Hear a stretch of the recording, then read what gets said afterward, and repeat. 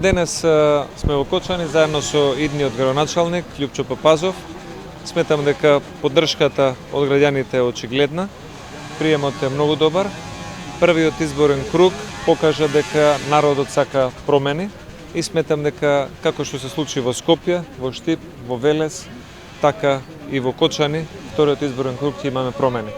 Затоа што изборот е дали луѓето ќе гласаат за еден перспективен градоначалник како Љупчо Папазов или за еден пропаднат политичар како Зоран Заев. Сметаме дека Папазов ги знае и проблемите и решенијата на градот за подобар услов за живот во Кочани, додека Заев се интересира само за тендери, за марихуана и стана најбогатиот премиер на најсиромашната, за жал, земја во Европа.